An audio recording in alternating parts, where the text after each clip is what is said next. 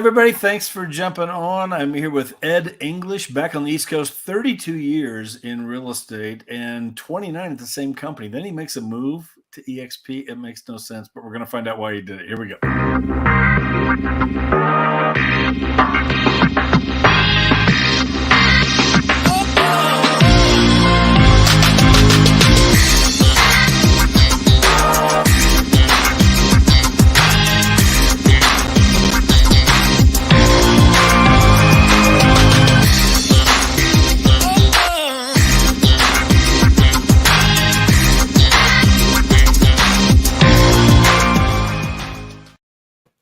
Ed, thank you so much, man, for being on here. Problem, I appreciate Jeff. it. Good to see you.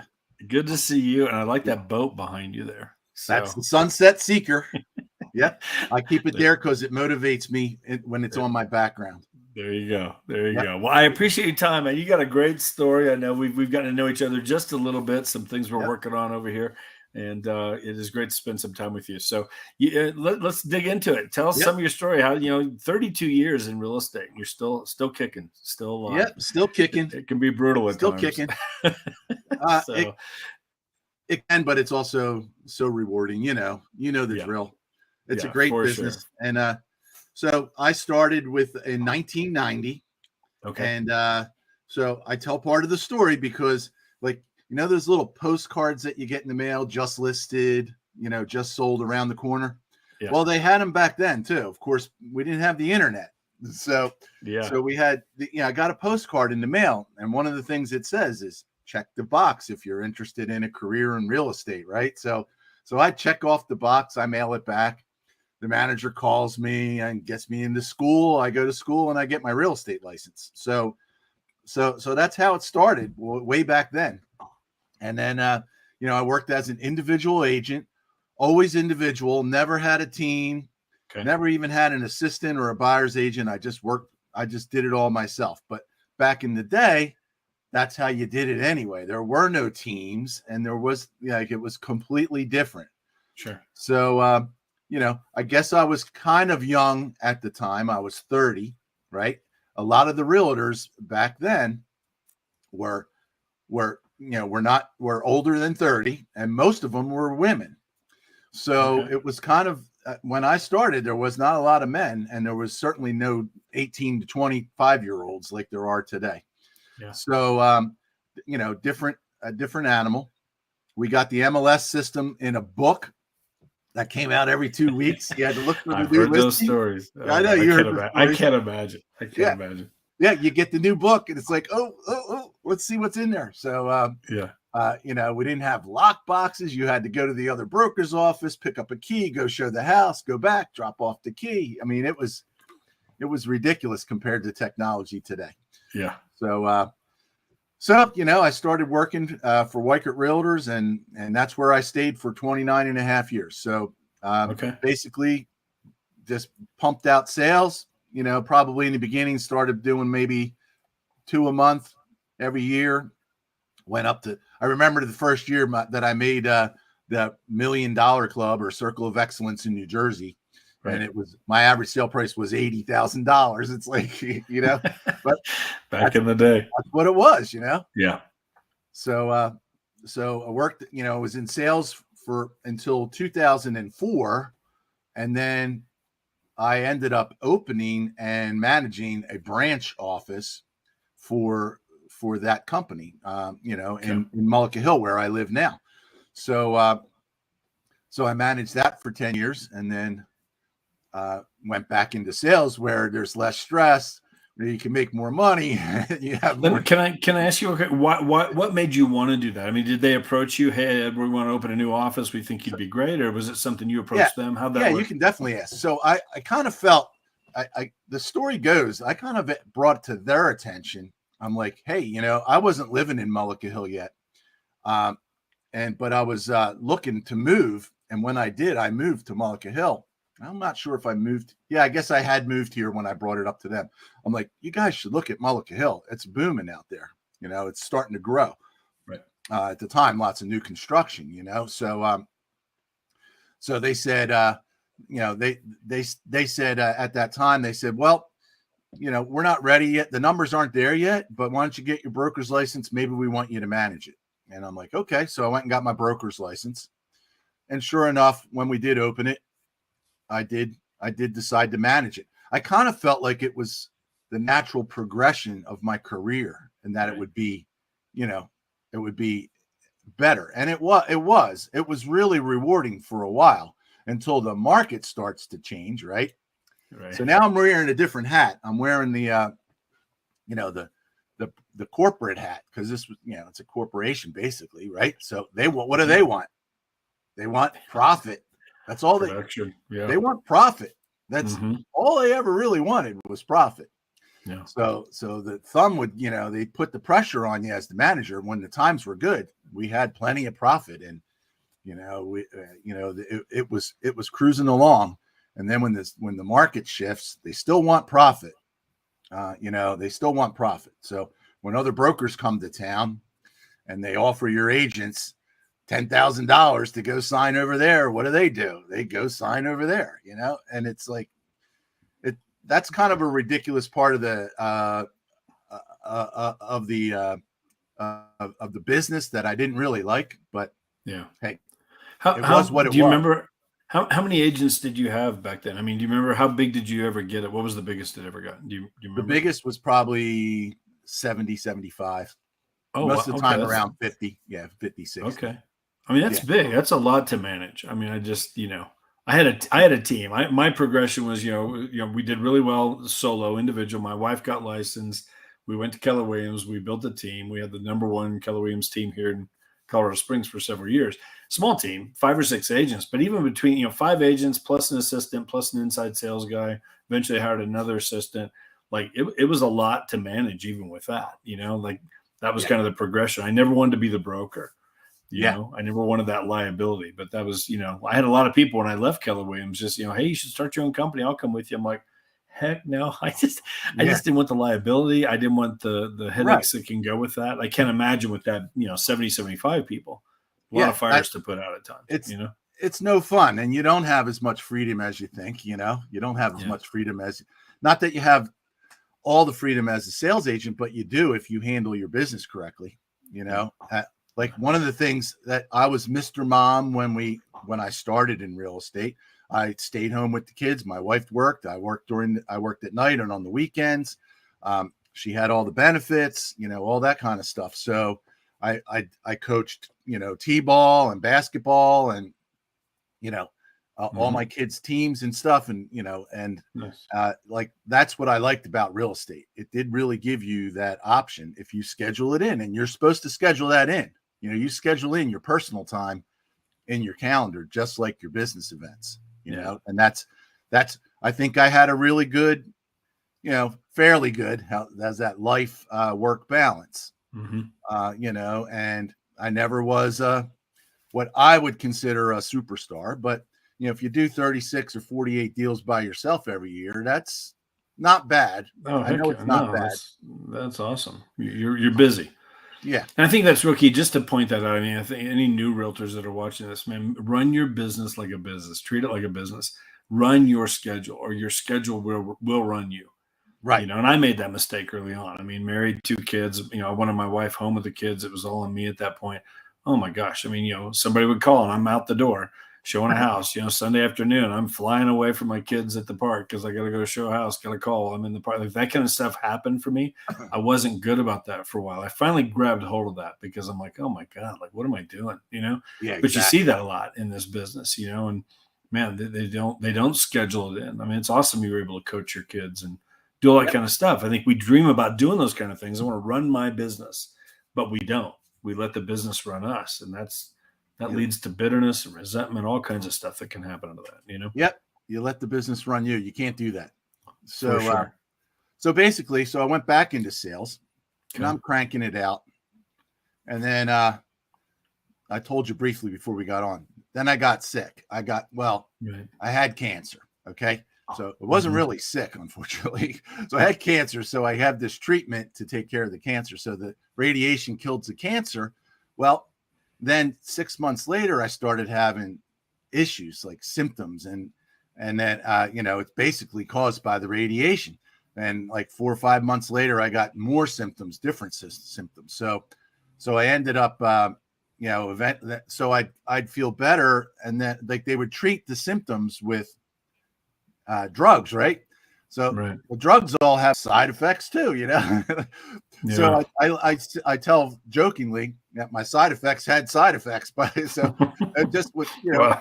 I'd get on a roll, and then I'd have a setback, and then I'd get on a roll and I'd have a setback. So, but I was still cranking them out. I was doing okay, but not as much as I was doing, before all this happened.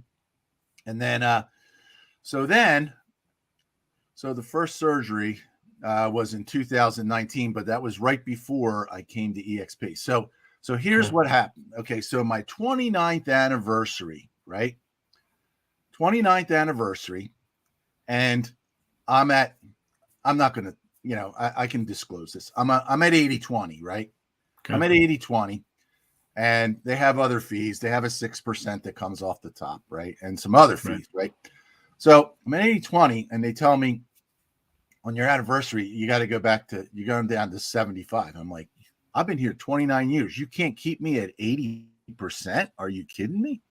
So they moved me to 75, and minus 6, that's really 69, right? I'm like, that doesn't really make sense to me that an employee, I'm not an employee, right? I'm an independent contractor, but I've been here all those 29 years though. And I'm at 69. It's like, well, I can't, but the schedule is what it is. That's what you earn. That's where you're. So, but you can get to 90 faster when you reach that level. They had a plan where you could get to 100, right? But I'll tell you about that later, because it was the newest plans where you could get to 100. Because when I started, you were on 50/50, man. You didn't. Nobody had 100. Nobody had 80. No, Right. The brokers. Nobody had maybe 65, 75. That's as far as anybody ever went.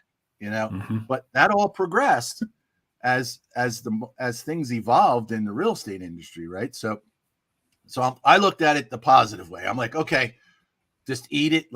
I'll get to 90 faster. Okay, so I'm chugging along. Come July, I'm and that was January. So come July, I'm looking at my business, and I go in the office one day, and I'm like, I got to get lists. I'm going to have to, I got to get it going again. I got to get more inventory. All my good listings are sold. I got a few listings, but they're crap. Like, what am I going to do? I got to get it going again. Let's get in there and let's get it going. Lo and behold, that same day, when I got my mind wrapped around that, my office mate comes in, Kathleen Smith, and she's been a friend since before real estate. I actually got her into real estate and trained her, and like she worked for me. So she used to go on interviews, right? She would go check out Berkshire Hathaway, and she'd go check out Remax and Coldwell Banker, Century 21, whoever's around, right. She would check them out, and she'd come back to me because I was her mentor, and she knew I'd been in the business since 1990. She'd say, well, what do you think? And I would look at it and say, they don't have anything we don't have. I said, basically back in the day, if you went from one broker to another, sometimes you get a sign-on bonus or something like that. Well, that's just to attract you over there. The stuff is the same. Right. And so you're basically on the same. You want to make more money in real estate? What do? Sell more houses. That's basically what you had to do. Yeah. So she comes in this day and tells me about eXp, and I'd never heard of them at all. Okay. Never heard of them at all. Okay. She talks about eXp, and she says they have an 80/20 split and a $16,000 cap. And I'm like, so I've been on the other side of the desk, I know how hard it is to make money for the brokerage, and that, there's not as much left as you think after everything's paid, Sure. So I'm like, there's no way they could do that. No way. How are they going to do that? So that basically, she says, no, there is. And there's no other fees. I'm like, no other fees. That's a bunch of BS. Like, you got to have other fees.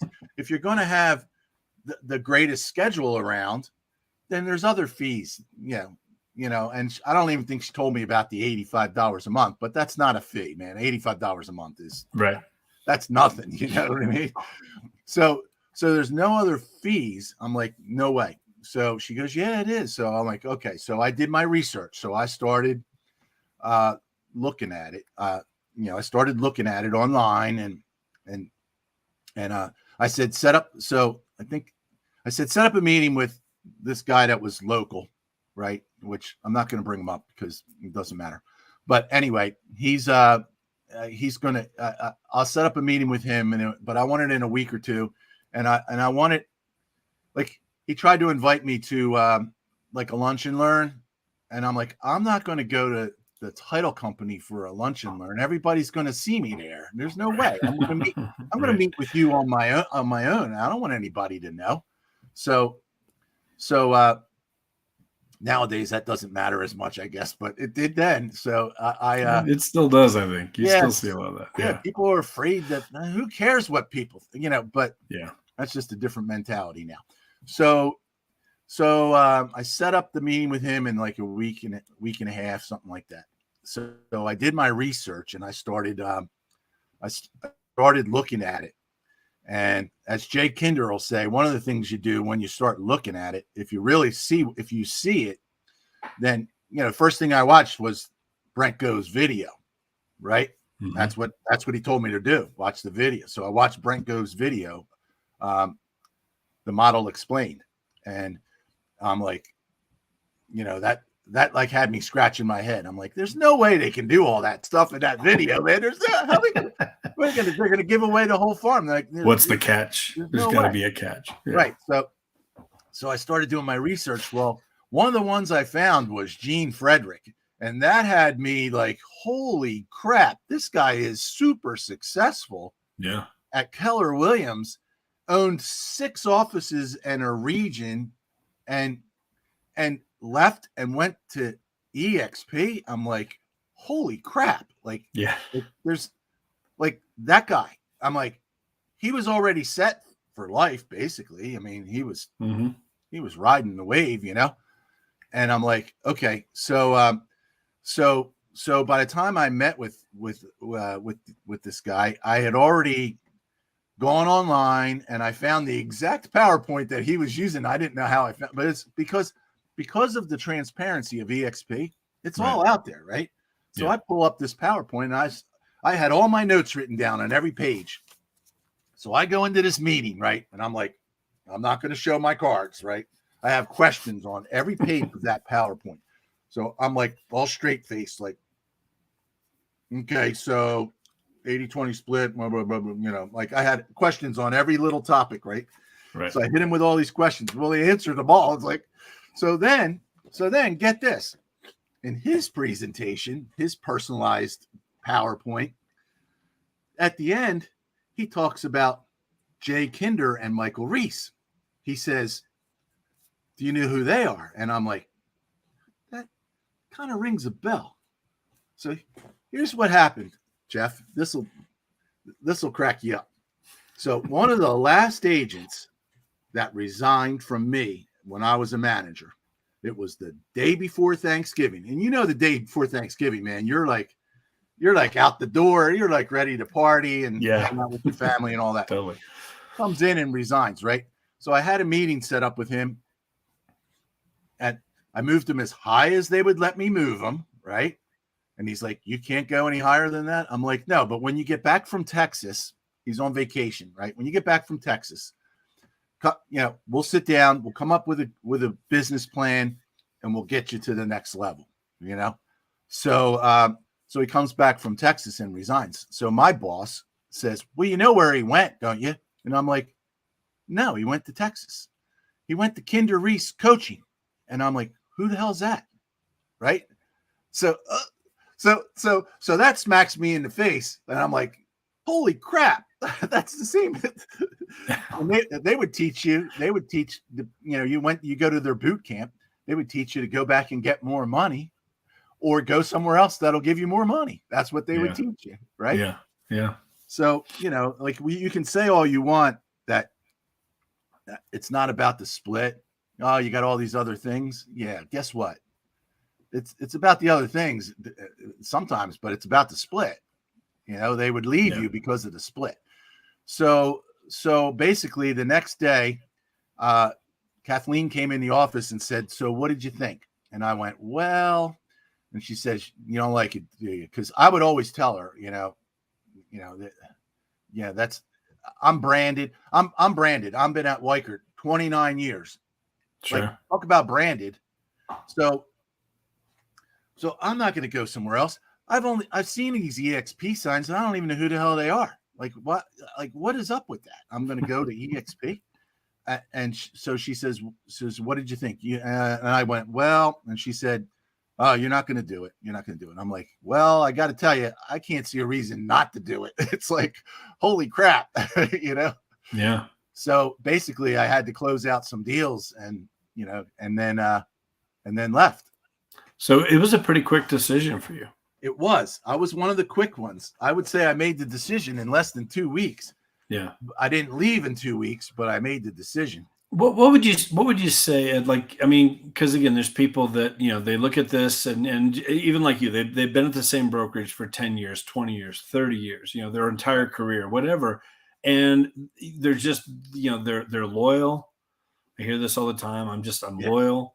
I love where I'm at. I love my broker. We have all this stuff, whatever. And some of them won't even look at this, but the ones that have looked and they're just still like, I mean, I think they see this, but they're just like, oh man, like I can't imagine moving. I've been here my whole career. Like, it's just, what would you say to that person? I would say you owe it to yourself, first of all, to look at it. Most of them don't even look at it, and then, and maybe it's presented in the wrong way by some people out there, whatever, or they hear. So I'm sure they're hearing rumors from their brokerage that eXp sucks, right? Why wouldn't they? Like, what else are they going to tell you? That it's great? No, they're not going to tell you it's great unless they're moving the brokerage over there, but which they're doing now, right? To me, what I did was one of the exercises I did was I took my commissions for the year to date, and I did the 80-20, without the fees. I compared. And it was like, okay, it was a little bit less because I was getting, I would get certain things from, excuse me, I just got to turn this call off. So I did the math, right? And it ended up being a little bit less because I would get business from my brokerage, right? I would get relocation business. I was a top relocation agent, right? Well, I figured it out after I left and went to eXp. You know how much I made? You know how much I made on those relocation deals? What was my take? Take a guess. Percentage. 50, 50, 45. What do you think? Yeah, I'd say 50 or 60. I don't know. Yeah, no, it was 28%. Oh, that's what I ended up netting. Yeah, wow. 28%. After you paid everybody all the because that's the way it was, right? Fees but it was, there was business handed to you. I'm not telling you not to do that, but 28%. And like I've heard Jay Kinder mention that before. He's like, yeah, Coldwell Banker, I didn't do any of that stuff because you don't get any money. Like you're going to do the same amount of work. You're going to get a hell of a lot less. Why are you doing that? So, hey, somebody's got to do it, whatever. But what I would say is, you're in your own business. So here's the story. So I'm at eXp. I take a listing, and I've known these people for 20 years from church, right? Right. So I take the listing. They go, oh, so I see you're not with Century 21 anymore. I'm like, Century 21? I was never at Century 21. Guess what? They don't have a freaking clue. They don't know where you are. Yeah. So what difference does it make? That's funny. You think your branding makes that much difference? I'm not going to make any money if I leave Remax because everybody knows me from Remax. They got your cell number, don't they? They're going to call you on your cell. That's where they're going to call you. Yeah, definitely. How hard was the move for you? I mean, there's a transition. I mean, it was, again, you were there for a long time, 29 years. Was it challenging? I mean, to make the move and get set up and all that. I mean, I will say it's gotten a lot better. I've been here 4 years. The transition now is so much better than what it was when I joined eXp. It has gotten better. This is 3 years, I think, on August 28th, I think it was something like that. Okay. Yeah. So it was it pulled at your heartstrings, because I've been there a long time. You're right. Sure. But it also had me thinking, you know what? So then after I leave, I'm like, well, this person has a higher split and this person has a higher split. Why did they give me a higher split? It's like, son of a bitch. You know what I mean? So guess what? They don't really care. You're a number and you're just a number. You think you're not, but think again. Yeah. Think again, because, so, I mean, the transition wasn't that hard because I just set it up at home. It's where I work from. As well as I do, I can get an office. I could open an office, but sure.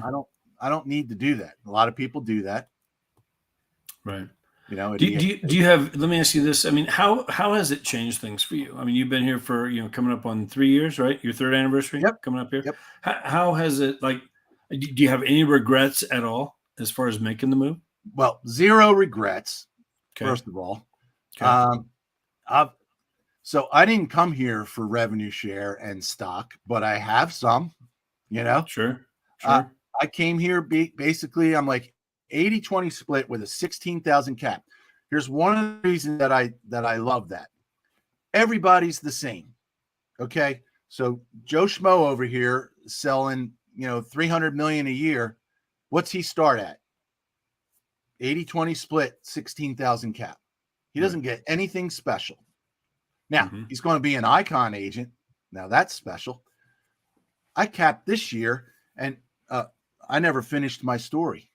It was my second surgery. So after I come to eXp, I had one surgery. That kind of worked, but only for a short time. Then it came back again. Okay. Then I got worse. The summer of 21, I got really sick. Really sick, man. And this is only a year ago. Last August, July, I was done. I was toast. I couldn't do real estate. So August, September, October, I bounced back a little bit because I had a minor surgery that was prepping me for the major surgery, which was November 11th of last year. So it hasn't even been a year, has it? Wow. Can't even imagine that because so here's a year where I wasn't even doing anything in the beginning of that anniversary year. And it took me 4 months to recover from that surgery. So I wasn't doing much until after February of 2022. And I capped. I never capped in my life. And I'm like, holy shit, I capped. It's like, like that was like pretty cool, I'm like, not that it's easy to cap, but it's obviously attainable if I could do it. And I was sick that sick. So, sure. So I got so sick from the effects of the radiation, right, that I had to find another doctor. So I get recommended to another doctor. He's like, well, I'm not your guy, but my partner, he does this. So set up. So that took 2 weeks to get in to see him and 3 weeks to get in to see this guy, right? Then this guy goes in and he goes, man, I do this every day and your case is really bad. I'm afraid I'm going to get in there and I'm not going to be able to finish. So I want you to go see this guy over in Philly, right? So I go over and see him and he's like 3 months out. My appointment's 3 months out. Well, I called and said, do you have anything sooner? Well, we got 2 months out. Okay. So we squeezed me in 2 months out. Well, that guy called him and his office called me and says, can you get here on Monday? And I'm like, hell yeah, I could get there on Monday. Yeah. So I went there on Monday. He set me up for this surgery in November. And it took 4 months to recover, but he changed my life. He brought me back, man. I'm telling you, like, wow. And it was amazing. So that's awesome. So during this time, so I capped this year and I don't know what we were talking about, but I got sidetracked on that. No, you're good. But you can get through, any adversity if you put your mind to it. For sure. you Well, know. and the nice thing, I mean, now, I mean, with home prices the way they are, I mean, not everywhere, but most places. I mean, I know here in Colorado Springs, 5 or 6 deals will cap us. Yeah, Whatever. The way I figure, 2.66 million in volume at a 3% commission right. would cap you. Now, if the commission's less, be a little bit more, prices are less, whatever, that kind of stuff. But Yeah, 5 to 10 deals, most places, you're going to be capped, and then you're 100%. I know. But Resets here's the every thing. year. Yeah, That's a true 100%, yeah, right? There's no 6% fee off the top. right. So even right. before where I was, if I got to 100%, which the cap would have been, it was well over 30,000, right? Well, yeah. And they didn't count the 6% towards the cap. You know what I mean? So Right, right. a lot of the fees By the didn't count. way, Yeah. there's a So it really, franchise fee or a royalty fee or whatever they want to call it. it took a Yeah, lot harder. Yeah. for sure. So if I did cap at 100%, you're still only getting 94. You're not getting 100%. So Yeah, for sure. so you're getting 90. Well, You're only getting 84. yeah, and I know this you weren't in this position, but again, like any thoughts towards this, like because I've got a few people that I've shown this to who have been independent, like on their own. They started at a brokerage, but then they went and got their broker's license. Didn't really build a big company. It might just be them, or it might be just 1 or 2 people. But they've been independent for so long, 15, 20 years. And there's just that they see this, they see it, but I thought, like, oh man, but now I'm back under somebody, or I'm back, or I just don't want to lose my brand. I don't want to, can you just talk on that for just a minute here? Yeah. Well, you don't lose your brand, because if you're Right. XYZ Realty, you're just XYZ Realty powered by eXp or brokered by eXp. Yeah. So what you lose is some of the liability and the responsibility. Yeah. Because now your agents will be, in your organization, but they're still going to be under eXp. So they have all the training, all the tools, all the opportunity for growth that you have as an agent. So that just gives your agents more. I mean, look at I try and hit that with everybody. Like, look, you want to train your team every Monday, train your team every Monday. You want to do, you want to have an office. You can still do all the things that you wanted to do with your brokerage, with your company, whether it's 3 agents or 50, whatever. But now you lose all that liability, like you said. But now all your agents and you get all the added benefits that go along with the eXp. You get ownership in the company, you get stock bonuses. Everybody qualifies for that. You can continue to build your brokerage outside with no boundaries with the revenue share program if you want to. Some of your agents can do that if they want to, whatever. It's just you're creating multiple streams of income, which I hit that all the time on here, Ed, because of, I had the cancer also 7 years ago. I know. And, got through all that. But I'm just like, I preach it from the rooftop. I'm telling you, like, life happens. Like, it happens to everybody in some way, shape, or form. Hopefully not health, but it could be health for some. It could be family issues for some. It could be, just different things that come at us that it's totally out of our control. Right. And most people aren't ready for it. Well, sometimes it's about timing for them. If it's not the right time, as Jay Kinder will say, if the gate's not open, the gate's not open. Right. So here's what happened to me last fall. So my wife, we went on this trip years ago. I don't remember if it was 2016 or 15 or what it was, but it was before I got sick. And we rented a canal boat in the Erie Canal, a 40-foot houseboat, basically. And you travel from port to port, and you stop at the town, and you stay overnight, and you go to the restaurants, and there's music playing, whatever. Sure. So it was so much fun. My wife learned about this trip, while she was there, because I don't know if somebody was on it or whatever. So she learns about this trip, and she puts it on her bucket list. It's called America's Great Loop. And basically, it's a circumnavigation of the eastern seaboard or the East Coast by boat. Wow. So that's why the Sunset Seeker's there, right?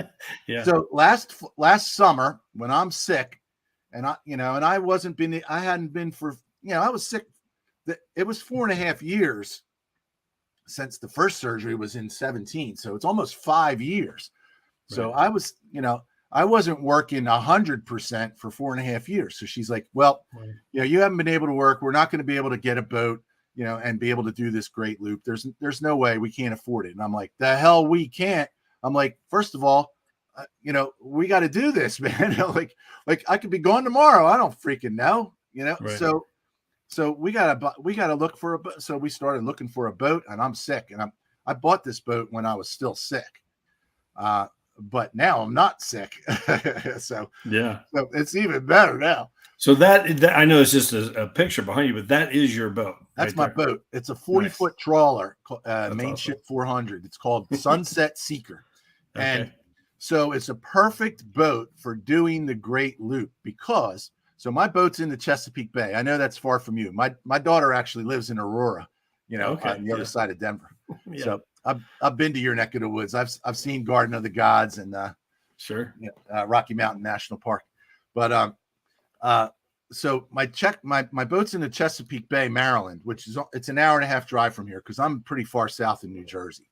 Okay. So we're going to leave from Maryland. This is in a couple years. Okay.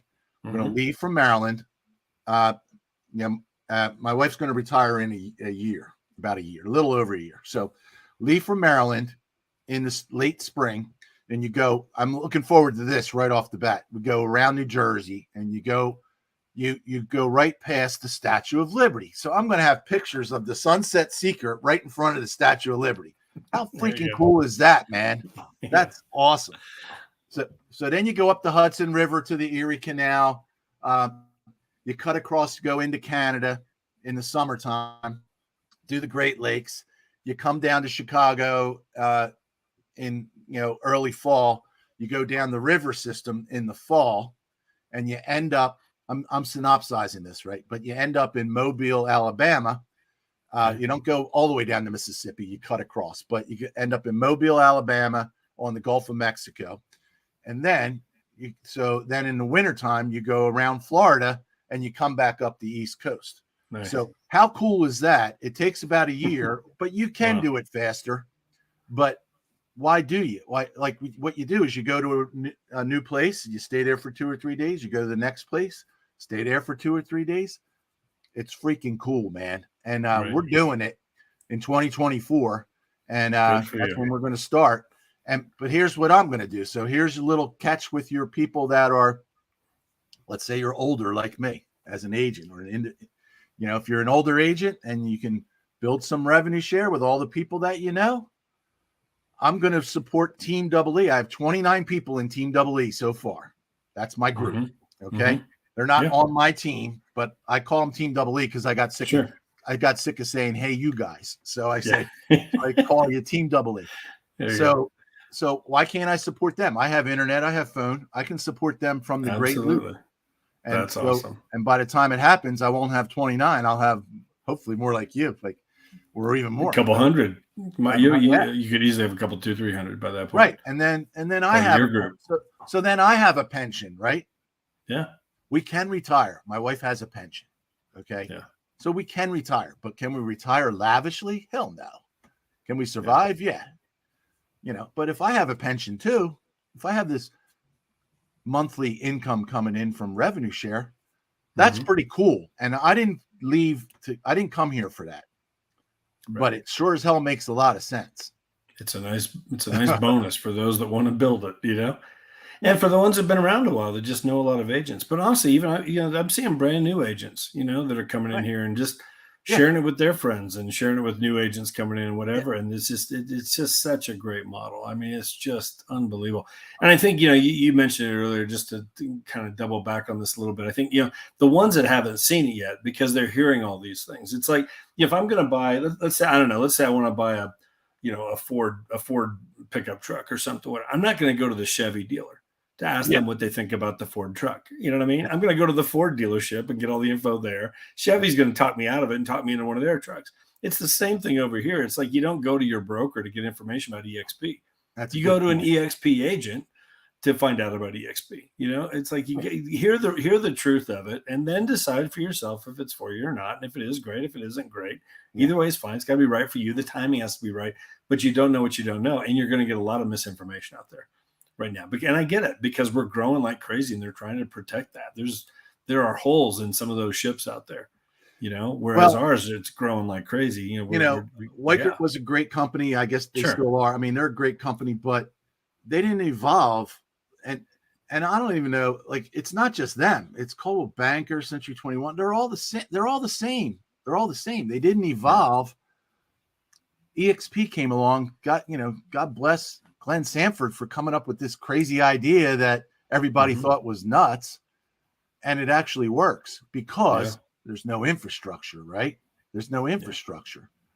Like, you're not paying that royalty fee to support everything above you. Like, they have to keep the lights on too.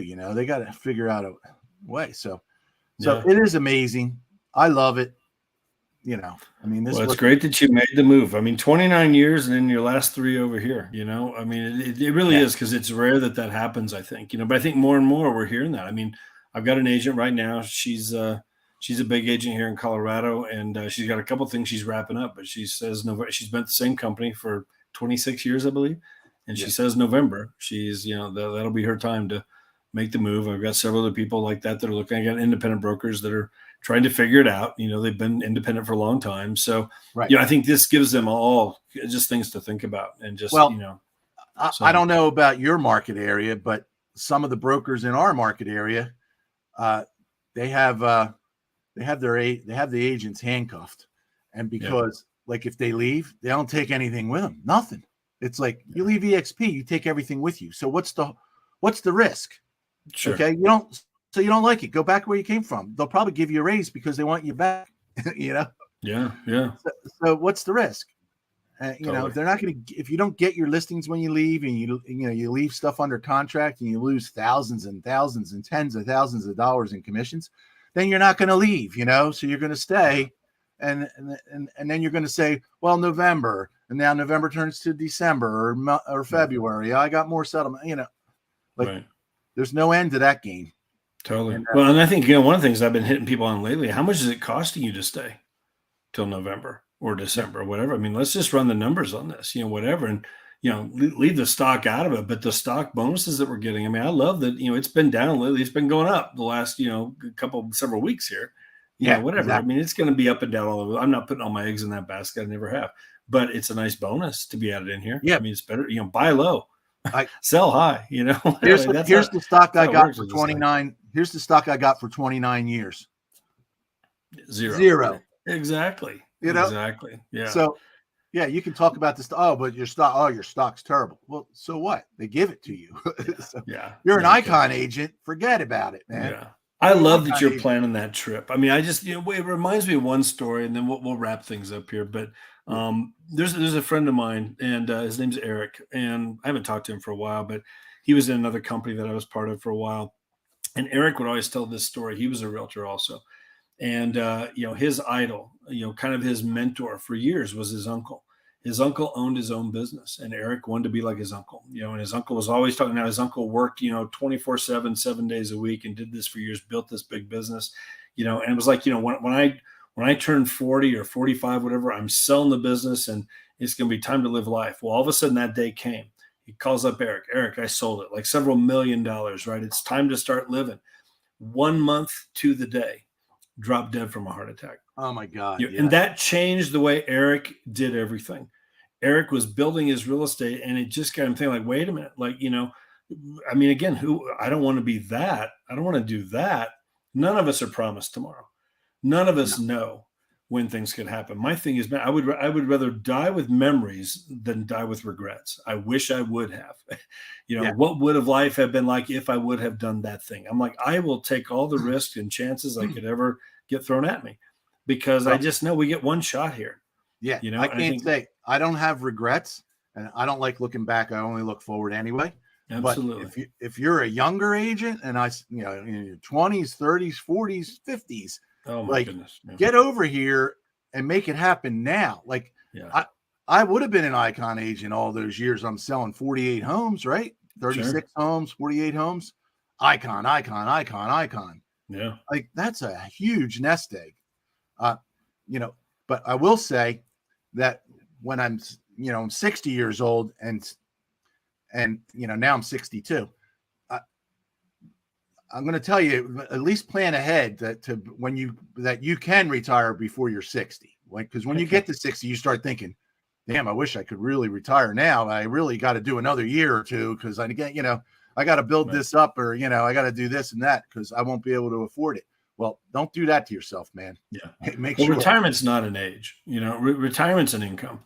If you get good with your money, you learn how to handle your money, you invest it right, you do it right, you're a good steward of your money, whatever, retirement is an income. We've all been programmed to think that's what you do when you're 65 or 67 or whatever it is now. Like, forget that. That's garbage. Whatever. Yeah. There are 25-year-olds at eXp that they could literally be like retired if they want to be by the time they're 30. Now, I'll never retire in the sense of like lay on the couch and do nothing. Here's the thing. If you but I want to be able to do the things I want to do and not have to think about it. And that's what this is allowing me. If you get to 60 and you want to keep going, that's different. Sure. But if you have to, that's most realtors have to. Absolutely. I've seen realtors selling. I know realtors selling real estate into their 80s, man. Oh yeah. Like, I'm not going to be selling real estate in my 80s. There's no way. No way. There's no way. Yeah. Too much to see, too much to do, whatever. I mean, absolutely. Just there's more to life, than just that next deal, And again, it's one thing to do it because you love doing it. And I get that. We'll still do a few deals a year. I can see us doing that. Why not? But to have to do it, huge difference. Exactly. So anyway, and I think that's what this model with multiple streams of income, whatever, it allows us to have some of those options down the road within several years of being here if you just do it right. So that's right. Anyway, well, Ed, I appreciate your time and I appreciate sharing your story, whatever. And it's great to see that you're in good health.